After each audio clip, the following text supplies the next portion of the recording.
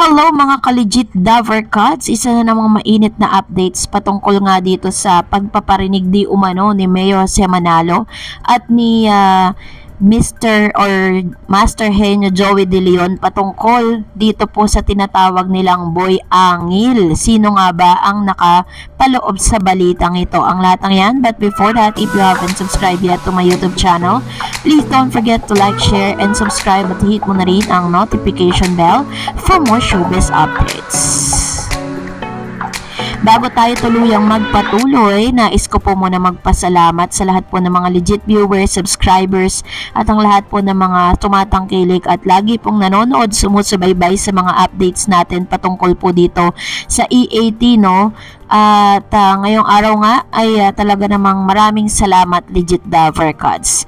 And for today's video, pag-uusapan po natin ng isang controversial kasi medyo controversial siya dahil talagang napansin ito ng maraming mga Davercats po natin ngayong katanghalian, August 29, 2023, kung saan umere po sila at napanood po natin ng EAT sa lahat ng social media platform maging sa Free TV. Dito po sa oras po ng Sugod Bahay mga kapatid, kung saan sila po yung talagang pinaka-aabangang segment dito po sa EAT. Araw-araw po, no, talagang nakatutok ang mga Davercats sa mga platform and Free TV.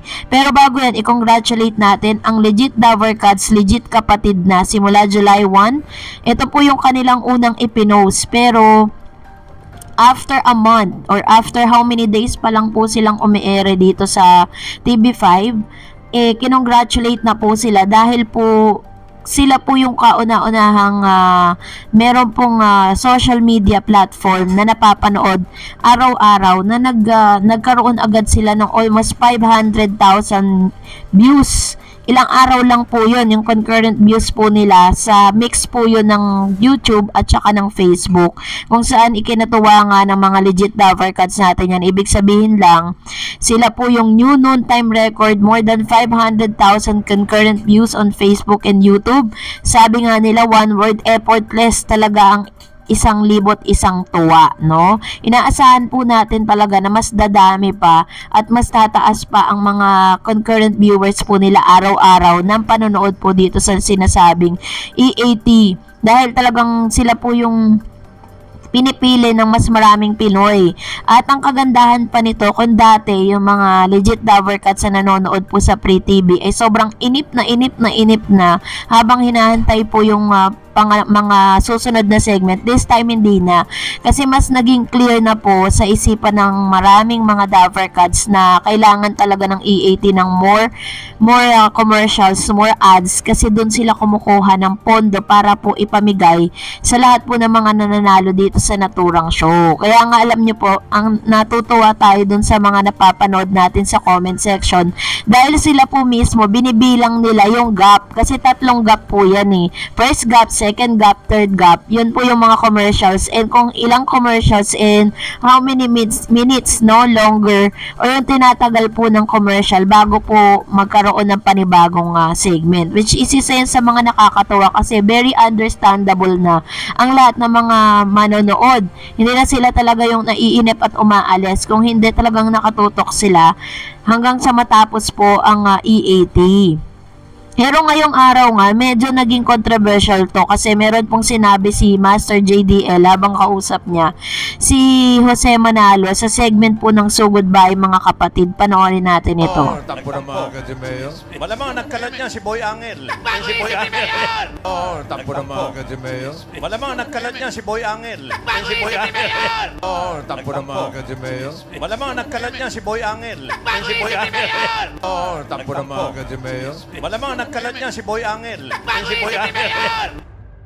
Kasi po habang nag-uusap po sila na parang tila baga may pinapatamaan si Master Henyo na yun daw di umanong mga projects na naiisip o yung mga strategiya na naiisip po nitong si Mayor Jose Manalo ay nakarating na sa mga kalaban po nila, no? At bigla pong may siningit itong si JDL or Master Henyo na kilala na raw nila kung sino yung sino daw yung parang yung meron daw mga parang pinanonood sila at ginagaya sila at meron silang binansagan boy angil. Kasi nga 'di ba, kung matatandaan ninyo, lahat po ng mga sinasabi nila dito po sa So Goodbye mga kapatid, at the same time yung mga post kasi nitong si Master Henyo Joey De Leon ay talagang kinokontra po at sinasagot ng tahasan din, no, nito pong si Buboy, si Isko at saka itong si Paulo. Kaya po tinagurian silang boy angil dahil sa bawat parinig, sa bawat mga post nitong si Master Henyo, nakaabang po sila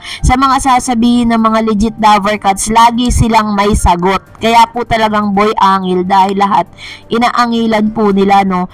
Alam niyo po, bilib ako dito kay kay yung isa pong napili rin ito pong si mabuti pa itong si Betong Sumaya na isa rin sa mga host, no. Kahit ano pong sabihin ni Master Henyo Joey De Leon, never po siyang nag-react, never po siya nagkomento, at never din siya nagparinig. Hindi katulad nitong si Paulo at saka si Buboy at saka itong si Yorme, panay po ang sagot, ano. Kala nila sila yung pinupuntirya ni Master Henyo, hindi nila alam pinupuntirya nito yung amo nila, no, pero sila po yung sagot ng sagot. Kaya sila yung tinaguri ang boy angil.